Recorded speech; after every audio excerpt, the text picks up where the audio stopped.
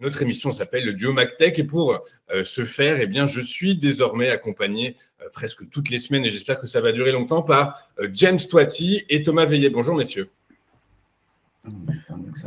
Bonjour, merci d'être avec nous ce matin. Donc, je vous présente rapidement Thomas Veillet. Thomas, vous êtes fondateur du site investir.ch et également cofondateur de la Woos Academy. Bonjour Thomas. Bonjour, merci. Et vous êtes désormais accompagné avec nous, chez nous, par James qui est vice-président de la SAMT, qui est trader pour compte propre et également cofondateur de la Woos Academy. Thomas, on va commencer avec vous par cette nouvelle. Hier, on a appris que l'Angola allait quitter l'OPEP sur fond de désaccord de quotas. À cela peut s'ajouter également des craintes à l'endroit de l'évolution de la croissance économique mondiale pour 2024. Du coup, quelles sont selon vous vos prévisions et où est-ce qu'il faut regarder pour le pétrole ? Alors, prévision, je pense que pour l'instant, le pétrole, on vit d'une période assez troublée parce qu'il se passe beaucoup de choses. D'un côté, vous avez les Américains qui sont en train de pomper comme des fous parce qu'ils veulent maintenir un prix relativement bas pour des raisons d'inflation. De l'autre côté, vous avez les Saoudiens et les Russes qui veulent absolument maintenir le pétrole un peu plus haut pour des raisons d'argent aussi. Et puis maintenant, on voit qu'il y a une claire instabilité au niveau de l'OPEP. Donc, ce n'est pas forcément très rassurant. Alors, de là à déterminer de savoir si c'est positif ou négatif, on voit que le marché est très hésitant et est très nerveux par rapport à ce genre de choses. On l'a vu hier sur l'annonce de l'Angola, le pétrole a subitement baissé, puis a récupéré le terrain perdu. Je crois que ce qu'il faut retenir aujourd'hui, c'est qu'on est dans une phase extrêmement tendue, avec beaucoup de volatilité qui va probablement durer ces prochains temps. Et si on regarde purement du côté graphique, je pense que James en parlera tout à l'heure, mais on a un côté extrêmement range, c'est-à-dire qu'on traite entre 65 et 95, et il faut vraiment se concentrer au niveau du baril, voir un peu le consensus. On l'a vu ces derniers temps que le consensus fonctionne toujours très bien, c'est-à-dire quand tout le monde est convaincu que ça va aller plus haut, généralement ça baisse, et quand tout le monde est convaincu que ça va aller plus bas, généralement ça remonte. Donc pour l'instant, on est plutôt en bas du range, et je pense que techniquement, on peut se retrouver à des niveaux où ça devient intéressant de se repositionner sur le baril. Maintenant, de là à faire des prévisions pour l'année prochaine, il y a tellement de facteurs géopolitiques qui sont inclus là-dedans que ça risque d'être extrêmement tendu et compliqué ces prochains temps. Je parierais sur beaucoup de volatilité et je ne serais pas surpris qu'on revoie le pétrole au-dessus des $100 dans le courant de 2024 pour faire une prévision un peu bateau. Ok, très clair. C'est aussi un peu le discours des banquiers centraux qui, eux, sur la thématique de l'inflation, disent qu'elle pourrait repartir, et évidemment sur fond de hausse des prix de l'énergie principalement. James, quand on analyse graphiquement les cours du WTI, est-ce qu'on arrive à se rendre compte que les cours sont effectivement fébriles en ce moment ? Ok, donc sur le WTI Oil, j'ai détecté un butterfly, d'où ma casquette du jour. Donc, on peut avoir un rebond sur la zone de PRZ qui a été parfaitement exécuté. Le butterfly est toujours valide.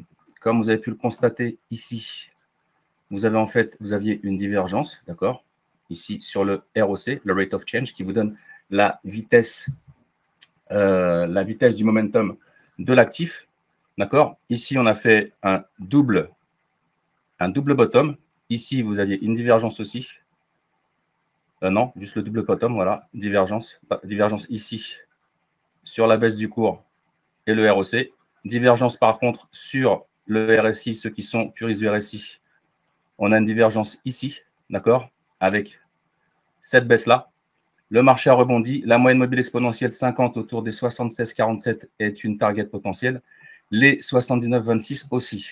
Là, 200. Moyenne exponentielle 200. Il y a une petite vague de Wolf sympathique.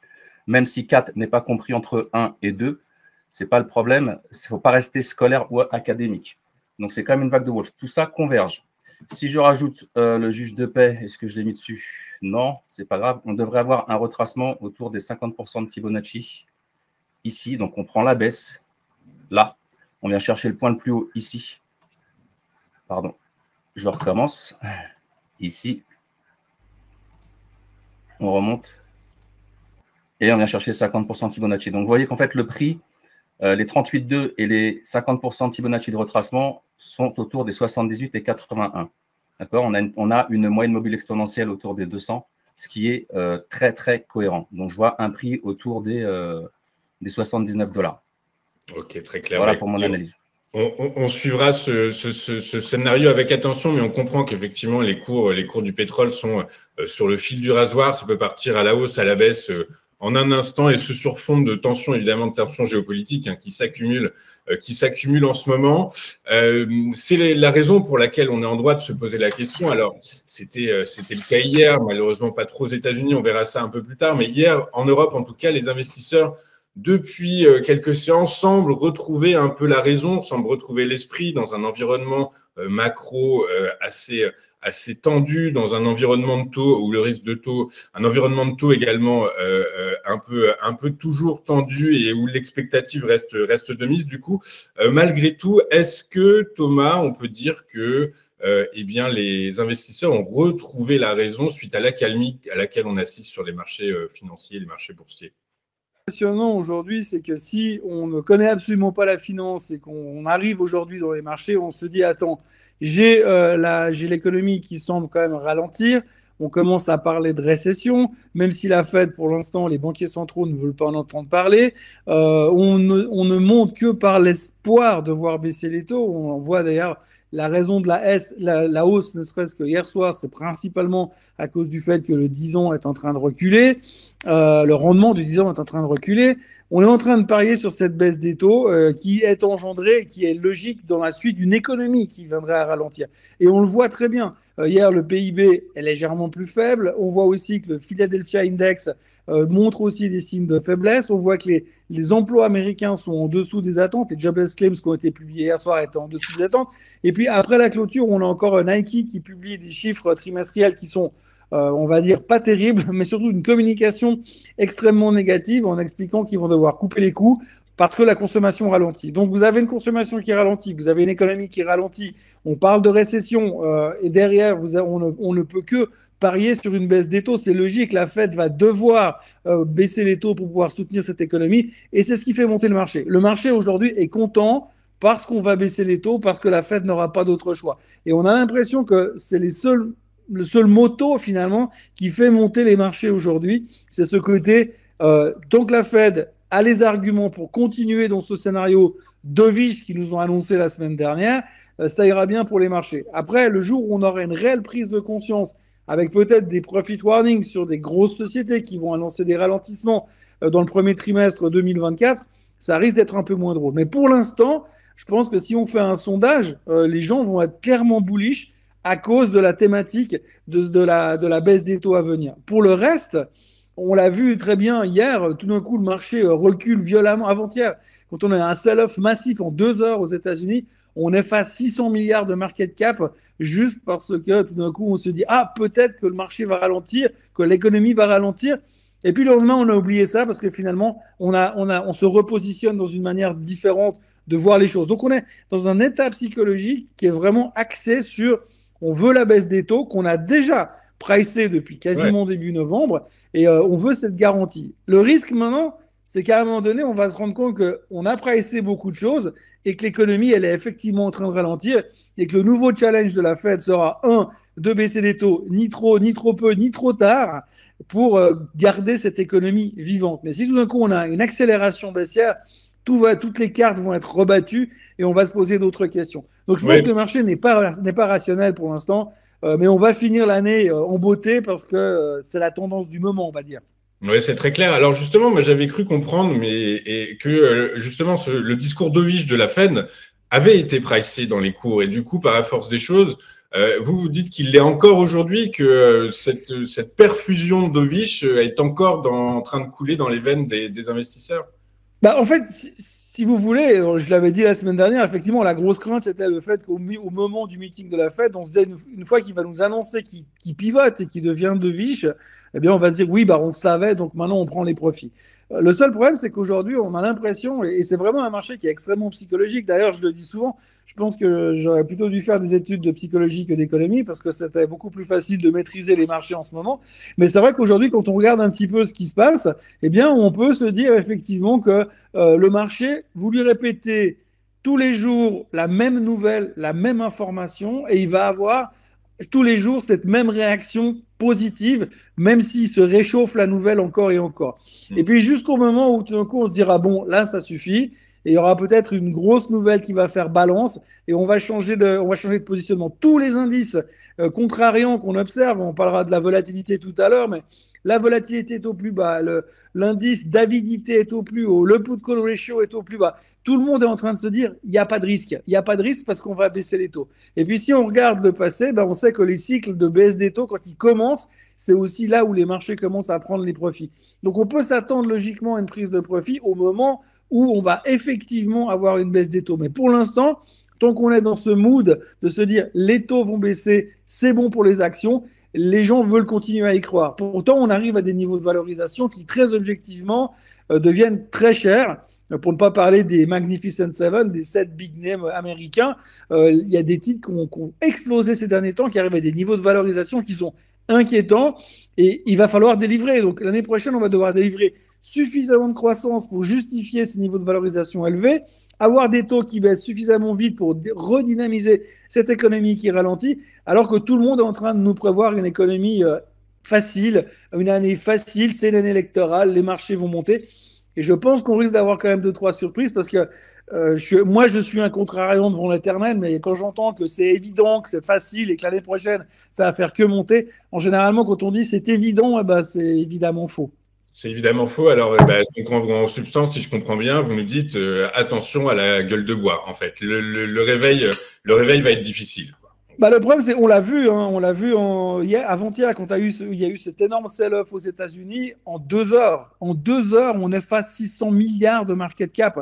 Ce qui veut dire qu'il y a des forces en présence dans ce marché où on n'y est pas. Ce qui veut dire que le jour où ils vont décider que maintenant, il faut commencer à vendre, pour une raison que là, tout de suite, j'ignore, ça risque d'aller très très vite. Vous rajoutez à ça le fait qu'aujourd'hui, la surpondération des Magnificent Seven, donc les Apple, Microsoft, Amazon, etc., ils sont tellement importants dans le S&P 500. Aujourd'hui, ils représentent plus de 30% de l'indice.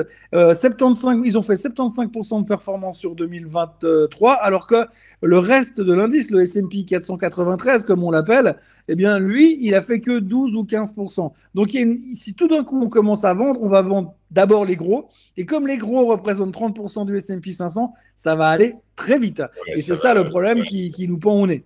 Ça va piquer. Alors, James, on va basculer, on parlera du S&P et de la volatilité dans un instant. On va juste essayer de rester un court instant sur le CAC 40. James, est-ce que cette euphorie dont parle Thomas se matérialise dans les graphiques que vous avez sous les yeux? CAC 40, Nenstar, d'où mon couvre-chef, d'accord? C'est pas pour faire le clown, en même temps, c'est les fêtes, c'est bientôt les fêtes. Donc, la zone de PRZ se situait autour des 7609. Elle s'est fait un petit peu défoncer, c'est pas bien grave. En extension, on irait chercher les 7788, les 7739 d'abord, puis les 7788. Faites attention au gap. Moyenne mobile exponentielle 50 autour des 7310 et 7172. Le Nenstar pourrait venir chercher sans problème ces niveaux-là. En plus de ça, comme vous pouvez le constater, on a une divergence sur le ROC, le Rate of Change, qui est la vitesse du momentum de l'actif. Et sur le RSI, le juge de paix, qu'est-ce qu'il vous dit? Le juge de paix, il dit qu'on peut aller chercher la Kijun ici plate, autour des 7411. D'accord? On a encore un plat de Kijun qui correspond et qui est convergent avec ce gap autour des 7332. Ensuite, on a un autre gap un niveau qu'on peut aller chercher, un plat de Kijun autour des 7271. Si on va plus près et on se met par exemple en 2 heures, voilà, on est proche de la Senkou Span A sur Ishimoku, qui est en fait, vous voyez, ce nuage résiste et cette ligne bleue aussi, qui est la Senkou Span A, qui peut faire office de support. On n'est pas très loin, on a une 200 en 2 heures qui est autour des 7341. C'est ce qu'on pourrait éventuellement aller chercher. Voilà pour le CAC. On va basculer sur le S&P 500. Vous nous avez dit, alors maintenant, Thomas est de façon un peu cocasse, caustique, vous l'appelez le S&P 493, du coup, par la force des choses, très bien. Hier, en modélisation définitive, en résultat définitif, 500. Le PIB américain est ressorti en croissance pour le T3 à 4,9%. Il est un peu moins faible que la deuxième estimation qu'il avait estimée à 5,2%. Thomas, en gros, c'est ce que vous nous dites. Hein, l'activité va ralentir. Nike nous a lancé un investissement hier. Du coup, est-ce que la tendance maintenant est à la baisse du côté de la croissance des États-Unis? Un N-Star aussi. Donc, je garde mon couvre-chef. Le all-time high, on l'a déjà fait. On n'est pas très loin. Donc, il y a encore un petit peu de jus sur le all-time high. En attendant, regardez cette bougie. Elle est juste fantastique. Cette bougie-là, c'est ce qu'on appelle une bougie d'avalement. C'est un avalement baissier. Donc, il y a de fortes probabilités que le marché descende. D'accord? Je vais… Attendez, je vais décaler un peu ça. Ici, je vais chercher le ROC. Regardez, on a une belle divergence sur le ROC. Vous voyez que le marché monte ici. Il explose à la hausse. Par contre, on a un ROC qui redescend. Donc, ça veut dire que le jus commence à descendre. Il n'y a plus trop de jus dans le marché. On peut descendre. Et si le ROC rentre en négatif, alors là, c'est de la vente. D'accord? Ici, je vais mettre le juge de paix encore une fois. Qu'est-ce qu'il nous dit? Ichimoku en 1 heure, il nous dit pas, en un jour, il ne dit pas grand-chose. En 4 heures. En 4 heures, on peut aller chercher les 4662. D'accord? Puis les moyennes mobiles exponentielles 50 à 4609. Et là, 200 à 4448. Vous voyez, ça converge. C'est-à-dire que le support 4430, c'est un support très fort qu'on peut aller rechercher. D'accord? J'ai tracé des lignes des rayons ici horizontaux, d'accord, qui sont aussi des niveaux que j'ai calculés, que j'ai trouvés. Donc, les 4643 à 4549 sont des targets possibles. Voilà. C'est tout pour le S&P, sauf si je me mets en 1 heure. On en est où? Vous voyez, regardez. Le nuage fait office, il a fait ici office de support et ça rebondit. Il faut vraiment casser la Senkou Span A, ici bleu, que mon ami Vincent Gann affectionne particulièrement. Et c'est vraiment là qu'il faut aller chercher pour pouvoir descendre et aller chercher les 4400 qui sont un support très intéressant et très fort à aller chercher. Ou une zone de polarité, vous appelez ça comme vous voulez. Voilà, c'est tout pour le S&P. On enchaîne avec le VIX, du coup, par la force des choses, James. Alors, sur le VIX, on va enlever Ichimoku. On va passer en journalier. Qu'est-ce qu'on a sur le VIX? Ah, alors attendez, là, je vais devoir changer de couvre-chef. Parce que là, sur le VIX, on a un shark, les amis. Donc, on a un shark. On change de casquette et on passe en shark. OK?